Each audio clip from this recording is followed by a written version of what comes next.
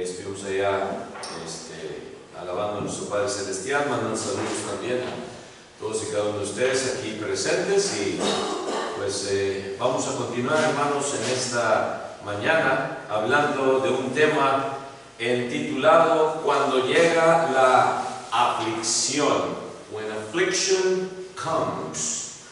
Y estará basado allá en el libro de Hechos, capítulo 16, versículo 25. In the book of Acts, chapter 16, verse 25. Dice así la palabra de Dios, Hechos 16, 25. Pero a medianoche, orando Pablo y Silas, cantaban himnos a Dios y los presos los oían. Amén. Vamos a ir a Dios en oración antes de proseguir, hermanos y amigos, con este sermón. Vamos a orar. Let us pray.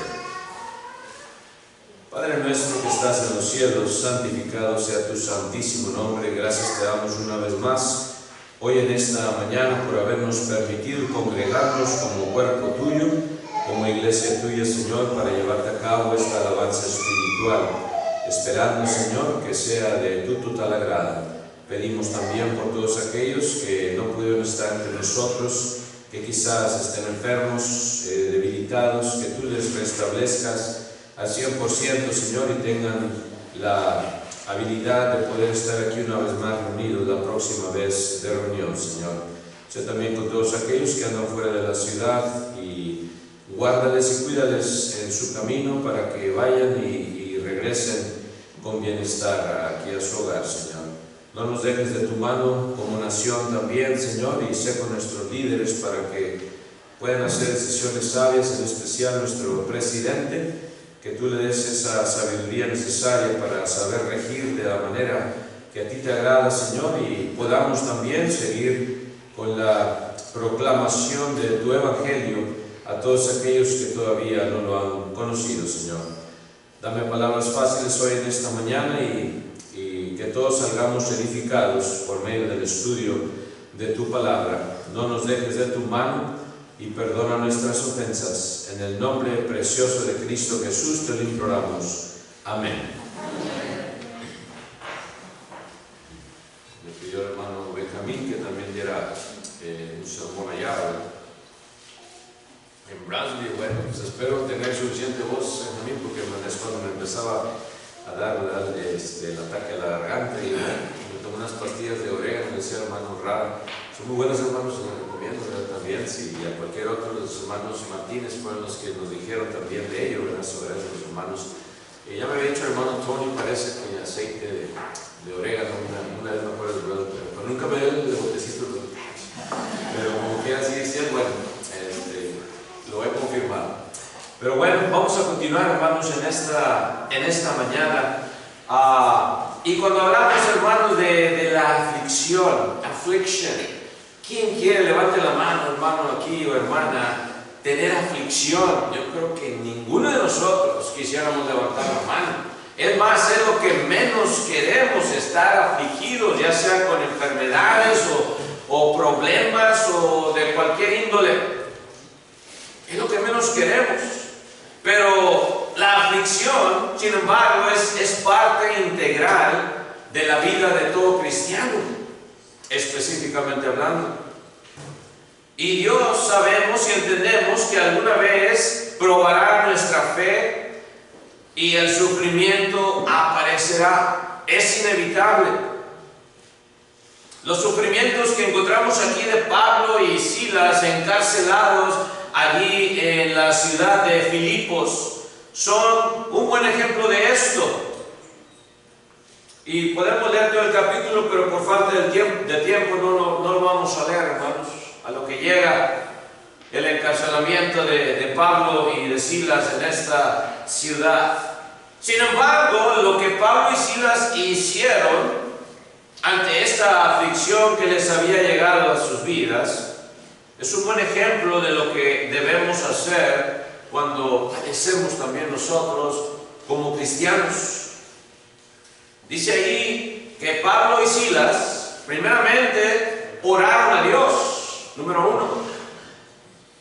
Luego también nos habla de que cantaron o alabaron a Dios. Y número 3, en torno los oyen los presos, es decir, estaban dando un buen testimonio que alcanzaron a oír. Estos hombres también ahí encarcelados juntamente con ellos, ¿verdad? En ello vamos a meditar en esta mañana estos 3 puntos que queremos tocar, hermanos, cuando llega la aflicción. ¿Qué hacer? Es la pregunta. What do we do when affliction comes? Y tristemente, como mencionaba hace algunas semanas también, jovencitos sufriendo y ya no alcanzan la salida, hermanos, y se toman la vida. Lo hemos visto a través de los años, más como maestros y maestras. ¿Por qué no hemos visto? ¿O por qué no hemos pasado? Pero bueno, vamos a ver, cuando llega la aflicción, ¿qué hacer? Ellos, Pablo y Silas, nos dice aquí que oraron a Dios. La oración sabemos que provee fortaleza para soportar el sufrimiento. Y a veces cuando citamos este pasaje, nos enfocamos tanto en que estaban cantando a la medianoche y que los oyeron los presos, que se nos olvida que primeramente dice ahí que estaban orando. Estaban orando porque ellos sabían que la oración es una herramienta contra la aflicción.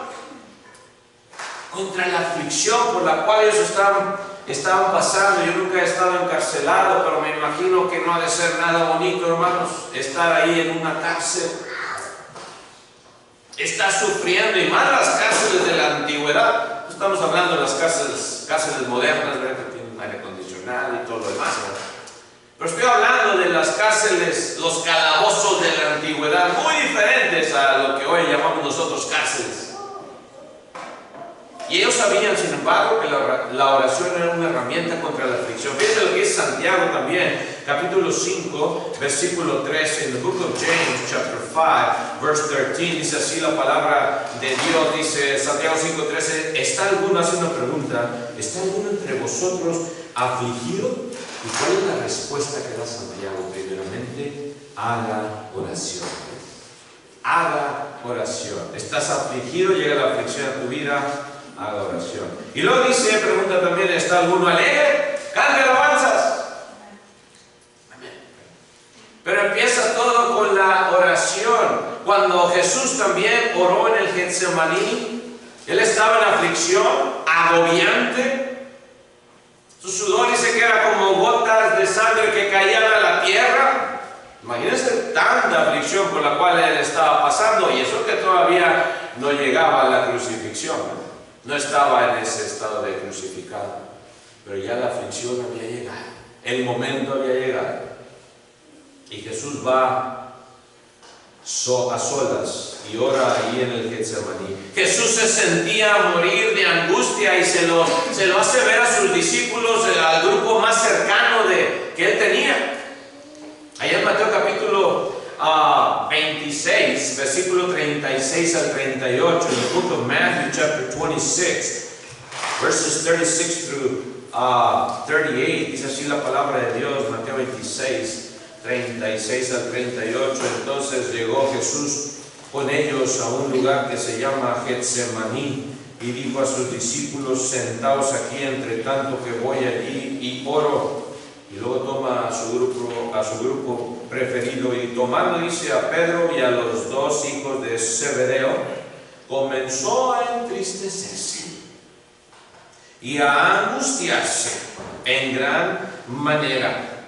Entonces Jesús les dijo: mi alma está muy triste hasta la muerte. Y les dice a ellos: quedaos aquí y velad conmigo. Jesús se sentía a morir. ¿Y qué hace? Va al Padre a buscar ese confort que siempre había buscado y que siempre, hermanos, lo había llevado a tener esa confianza en su Abba. La oración. A veces nos olvida esto, hermanos, que la oración es algo tan tremendo que tenemos en nuestros días. Es un privilegio. Su hermano Liga hablaba del privilegio de predicar el Evangelio. Pero qué gran privilegio tenemos de ser llamados hijos de Dios y poder ir a Dios en oración por ese espíritu de adopción que hemos ya recibido cuando fuimos bautizados, que clama: Abba, Padre, Papito, y nos acercamos a Él de esta manera. Se nos olvida esta herramienta tan tremenda que tenemos. A veces tratamos todo menos lo que debíamos de haber tratado primeramente: ir al Padre en oración cuando llega la aflicción. Cristo lo entendía. A Jesús no le fue quitada esa copa del sufrimiento. Sin embargo, recibe fortaleza del Padre cuando entabla esa conversación con su Abba. En Lucas 22:43, fíjense lo que dice la palabra de Dios. Luke 22:43. Lucas 22:43 dice: y se le apareció un ángel del cielo. ¿Para qué? Para fortalecerle. Después de que él le dice estas palabras a su padre: Padre, si quieres, pasa de mí esta copa, pero no se haga mi voluntad, sino la tuya. Viene este ángel y le fortalece. Recibe fortaleza del Padre para lo que él había nacido: ser crucificado por el pecado de todos y cada uno de nosotros y de toda la humanidad. También aquí, hermanos, encontramos a Pablo y Silas yendo otra vez allá a Hechos 16. Ellos encuentran fortaleza en la oración para soportar el dolor causado también por las heridas. A veces nos olvida esto. Nos acordamos de que estaban cantando a la medianoche, pero se nos olvida que ya habían sido azotados severamente y que estaban sangrando. Se nos olvida esto. Ya habían sido azotados, sin embargo, agarraron fuerza. Primeramente fueron a Dios en oración, tomaron fuerza, recobraron ánimos y empezaron a cantar con gozo. Y ya los habían azotado. Y ya sabemos los azotes: 40 azotes menos uno.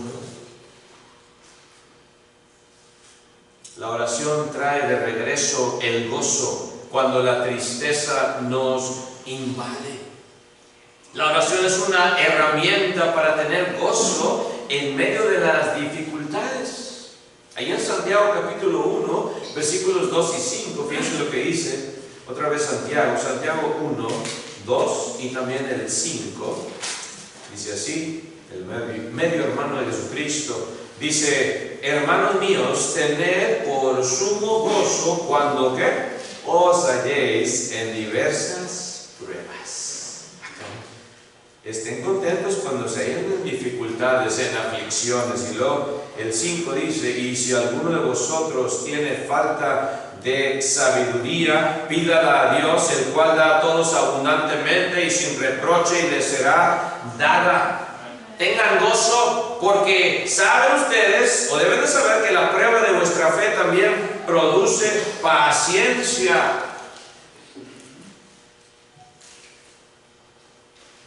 Esa felicidad llega a nuestras vidas, aún en medio de las dificultades.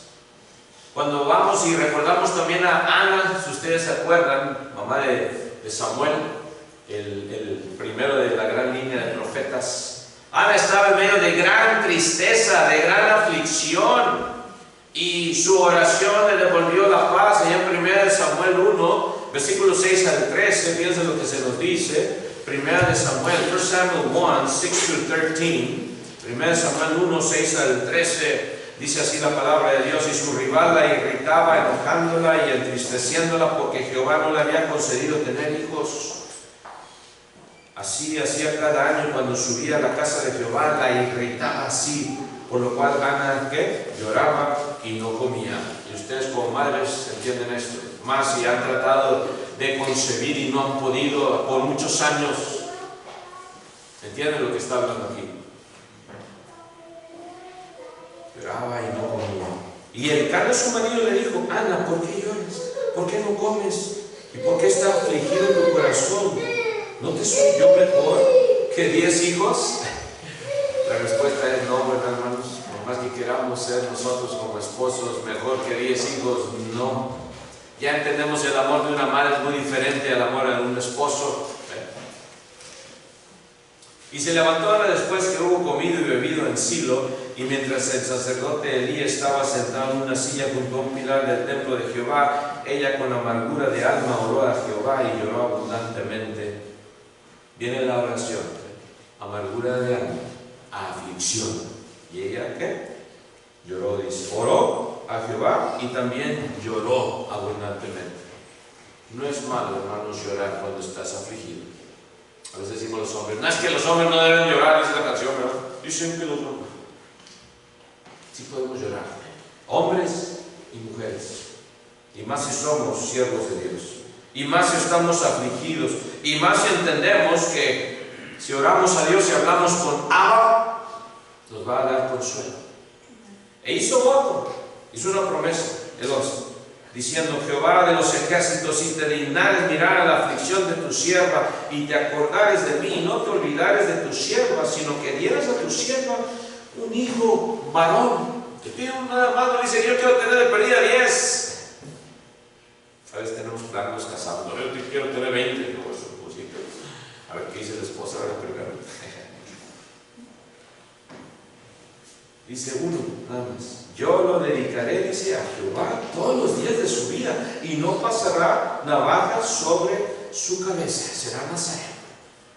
Mientras ella oraba, dice, largamente, a veces tenemos aflicción y le damos nada más un minuto a Dios. Hablar con Dios. Bueno, ya hice la oración, a ver si Dios me contesta. Ni siquiera le damos tiempo a Dios. Como que no queremos hablar con Dios, como que no tenemos esa fe suficiente para seguir hablando con Dios y a abrir nuestros corazones, ¿verdad? No es que tengo que hablar con el jefe porque esto, el otro, y el jefe allá es el número 1, el que está allá arriba. Dice que oraba largamente delante de Jehová. Elí estaba, dice, observando la boca de ella nada más. Pero Ana hablaba, dice que en su corazón. ¿Cómo la va a oír? Si está hablando en su corazón. Y solamente se movían sus labios y su voz no se oía. Qué triste, dice que Elí la tuvo por ebria, por borracha. ¿Ven ustedes ahí? Ana está en medio de gran tristeza. Estaba también irritada, si no se nos olvida lo que leímos primeramente, estaba enojada por la burla de la otra mujer que le hacía cada año. Estaba irritada, enojada, entristecida, con el corazón afligido. Y es cuando ora a Dios. Ana oró fervientemente, como leíamos ahí el versículo 10 y el versículo 15. Fervientemente significa con fe, sinceramente. Ana no estuvo más triste después. Ahí en el versículo 17 y 18 le explica: no estoy ebria, estoy bien triste, estoy afligida, dice Elí. Dice el 17, Elí respondió y dijo: ve en paz, y el Dios de Israel te otorgue la petición que le has hecho. Disculpa, no sabía que estabas hablando con el Todopoderoso.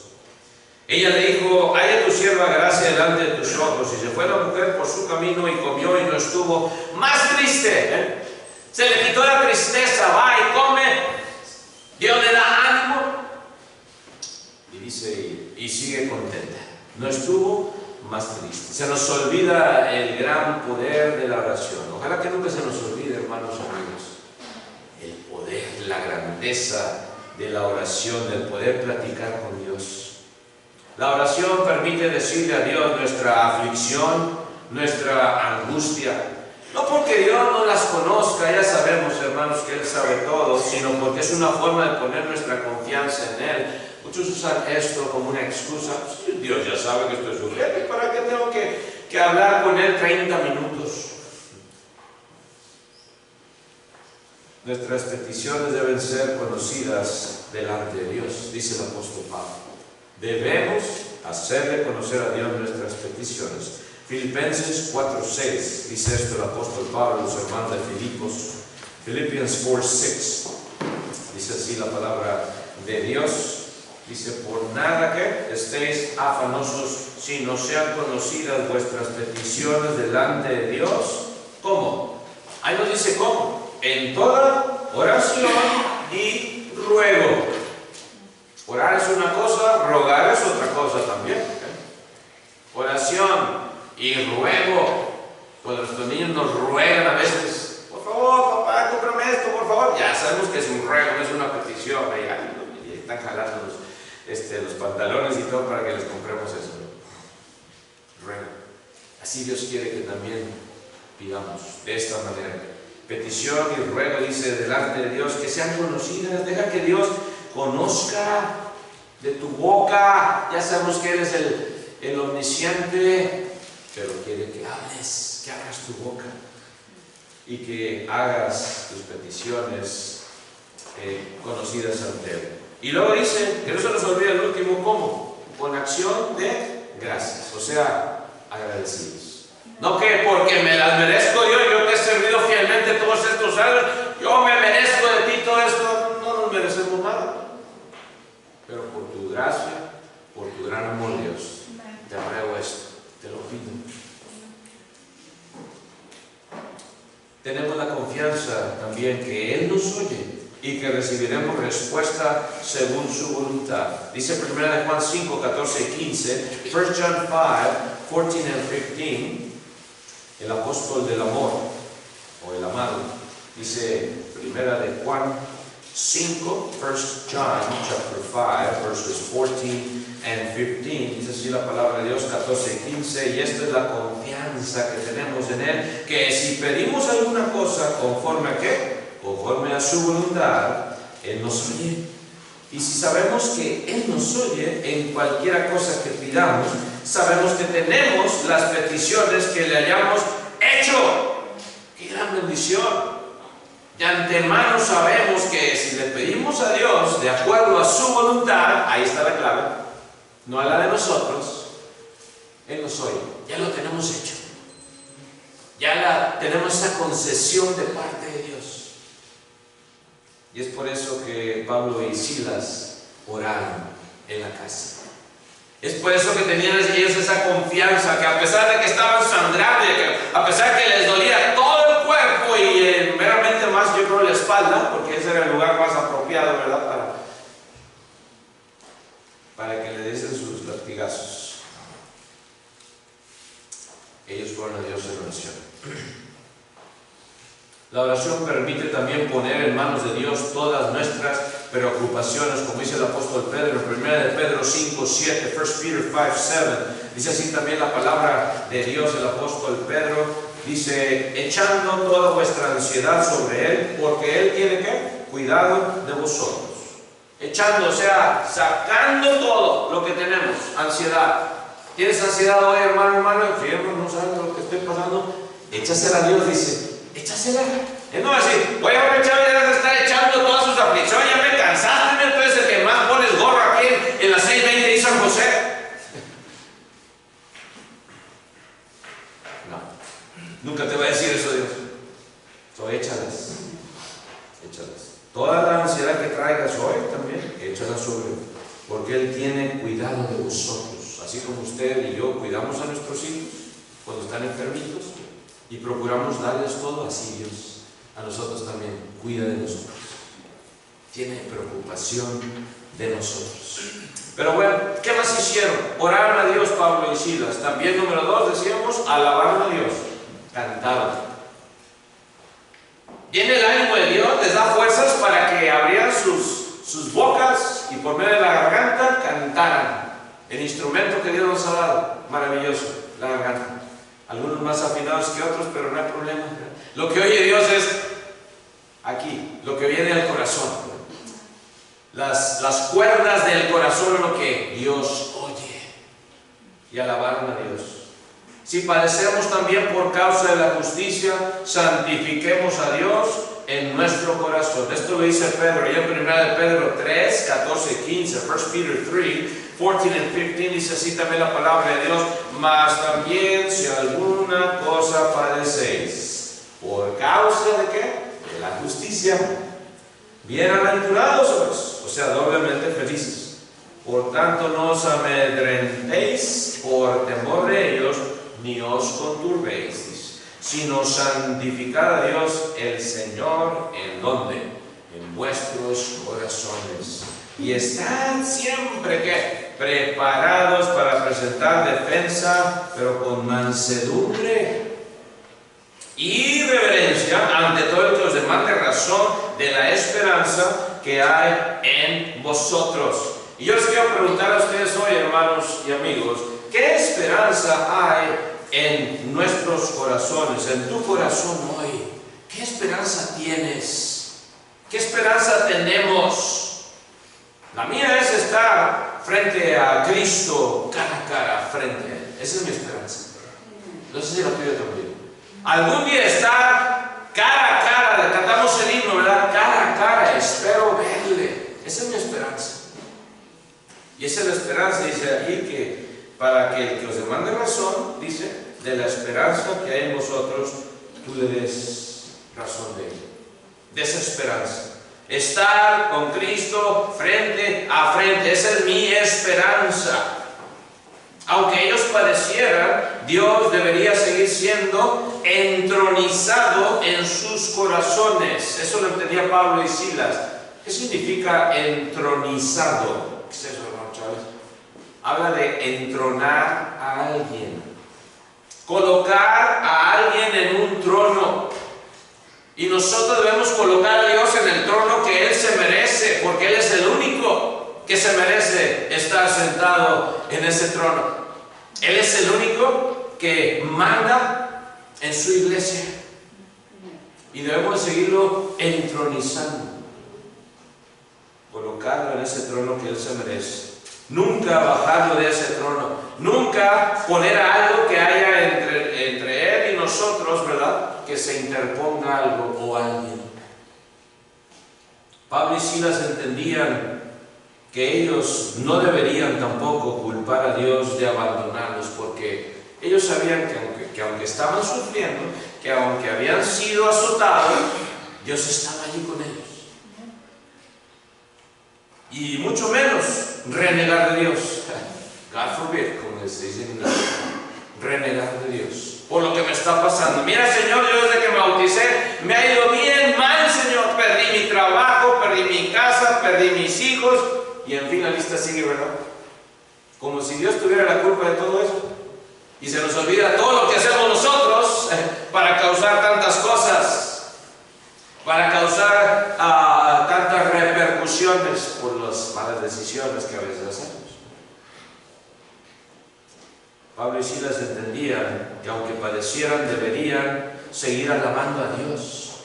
No deberían de abandonar la fe del Evangelio. Ellos ya lo sabían que iban a sufrir por Cristo y por eso oraron a Dios y por eso les dio ánimo y por eso empezaron a cantar, a alabar a Dios. Ellos sabían que deberían más bien presentar defensa de esa esperanza. Pero ¿cómo dice? Con mansedumbre. With meekness. Pedro y Juan también glorificaron a Dios cuando fueron azotados y amenazados por el concilio. Si ustedes se acuerdan, ahí en Hechos capítulo 5, versículos 40 y 42, the book of Acts, chapter 5, verses 40 and 42. Viene ahora estos dos compañeros, Pedro y Juan, y dice así la palabra de Dios, Hechos 5, 40 al 42, dice, y convinieron con él, y llamando a los apóstoles, después de azotarlos, les intimaron que no hablasen en el nombre de Jesús, y los pusieron en libertad. Otra vez, azotados. Y ellos salieron de la presencia del concilio, dice, gozosos de haber sido tenidos por dignos de padecer afrenta por causa del nombre. Y todos los días en el templo y por las casas no cesaban de enseñar y predicar a Jesucristo. Ya nada, los azotan y le dicen que ya dejen de estar hablando de Jesús. ¿Y qué produjo los azotes y los latigazos, hermanos? Todo lo opuesto. Produjo gozo. A veces pensamos que estamos sufriendo mucho, ¿verdad? Por Cristo. Comparado a esto, hermanos, estamos sufriendo mucho.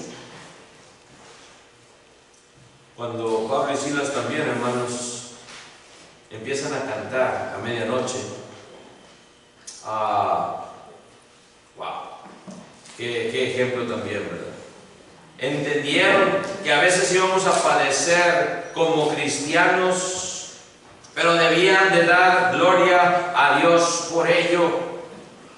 Como leíamos también ahí, vamos a leer en 1 de Pedro 4:16, 1 Peter 4:16. El apóstol Pedro también tenía ese sentimiento, este conocimiento. Dice 1 de Pedro 4:16.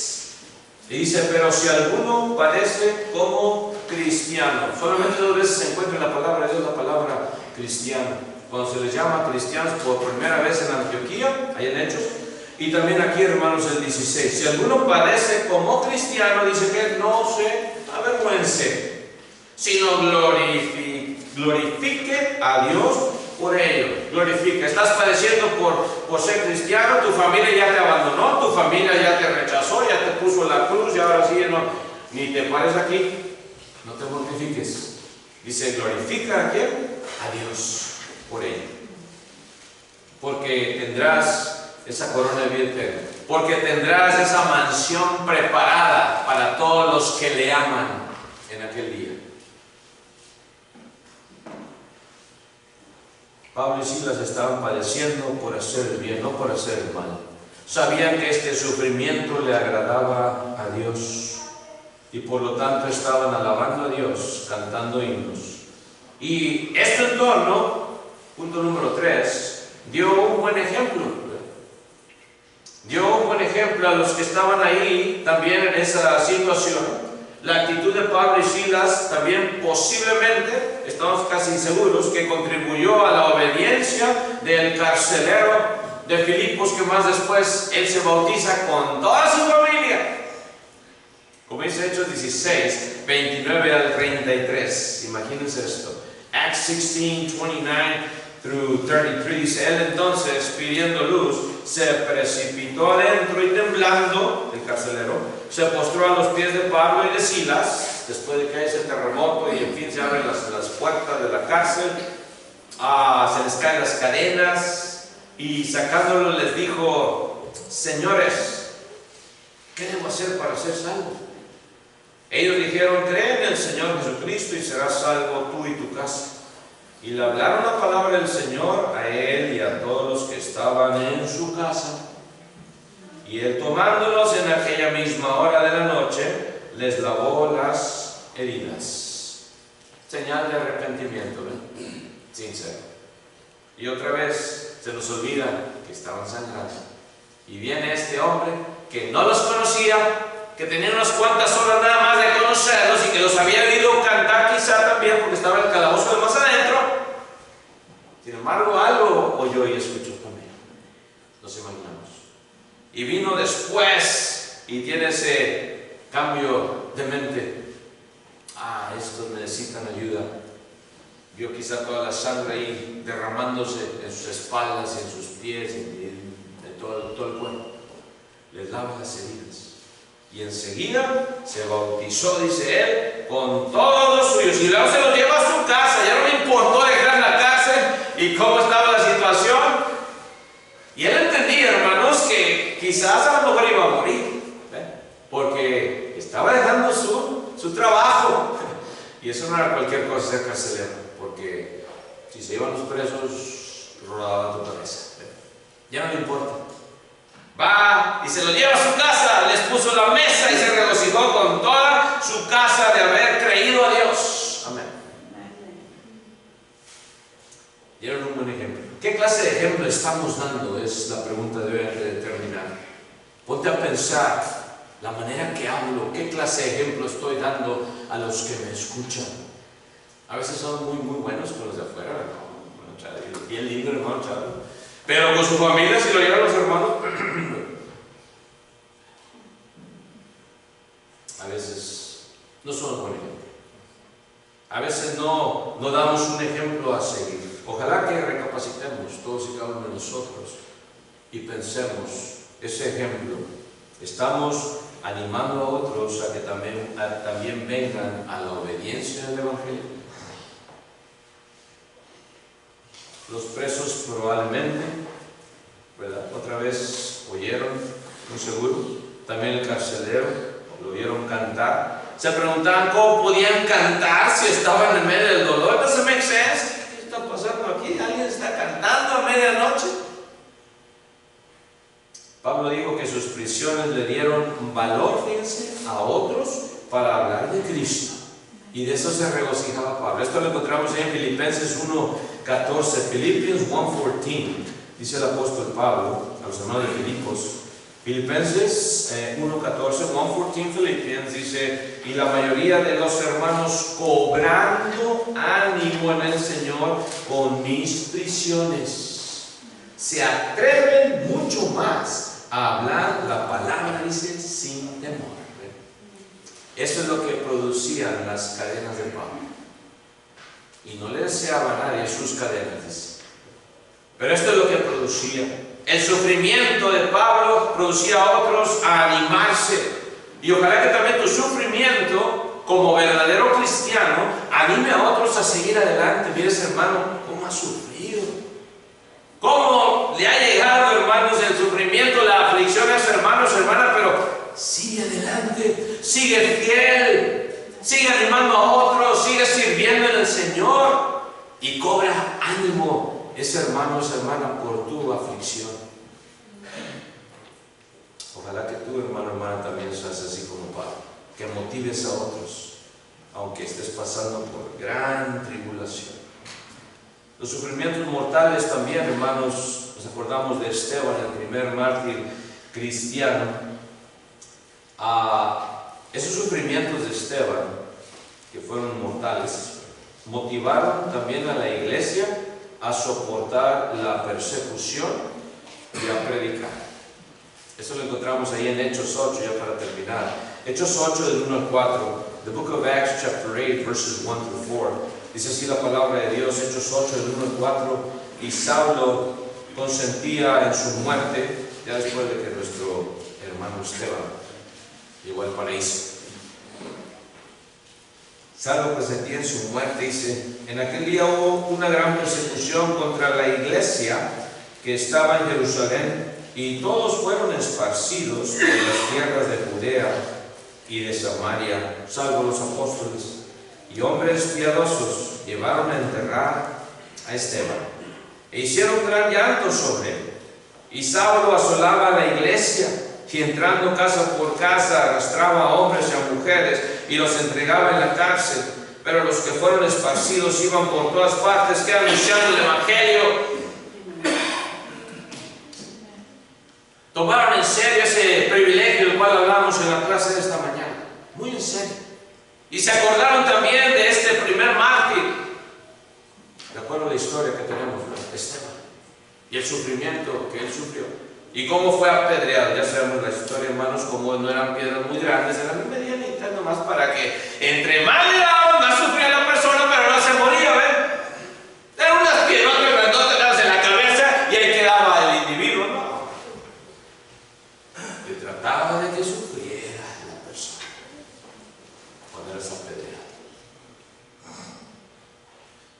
Y ellos se acordaron de esto, los hermanos. Y entre más eran esparcidos y perseguidos, entre más Saulo asolaba la iglesia, más ellos predicaban el Evangelio.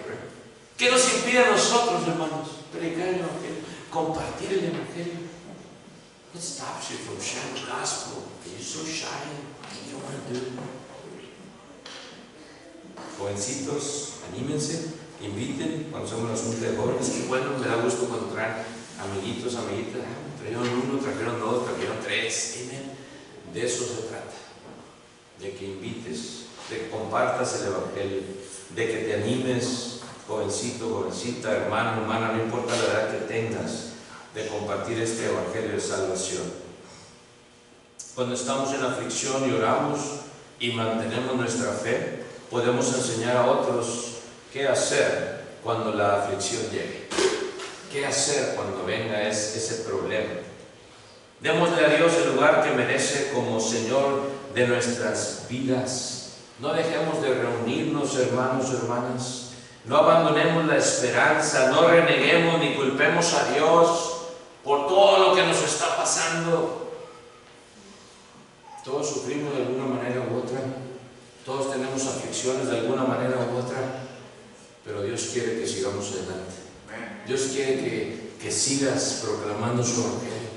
Dios quiere que sigas animando a otros a seguir adelante por medio de tu aflicción. En conclusión, hermanos y amigos, la aflicción es inevitable en la vida cristiana. Cuando ésta llegue, sin embargo, podemos hacer una de dos cosas: abandonar la fe o hacer lo que Pablo y Silas hicieron. Pablo y Silas oraron intensamente a Dios. Pablo y Silas cantaron fervientemente himnos a Dios. Y Pablo y Silas dieron un buen ejemplo a los que los oyeron. Cuando los cristianos no dejamos de orar, no dejamos de alabar a Dios, no dejamos de ser un ejemplo para los demás, entonces Dios responde. Ahí, como nos dice Hechos 16, 26, que leíamos también, dice: entonces sobrevino de repente, Acts 16:26, fíjense lo que pasó después de que cantaron a Dios. Pablo y Silas, dice: entonces sobrevino de repente un gran terremoto, de tal manera que los cimientos de la cárcel se sacudían, y al instante se abrieron todas las puertas y las cadenas de todos se soltaron. Dios responde a las oraciones, a los caminos. Deja que Dios traiga también un terremoto que renueva las cadenas y abra las puertas de tu aflicción, que rompa esas cadenas. Dios es el único que lo puede hacer.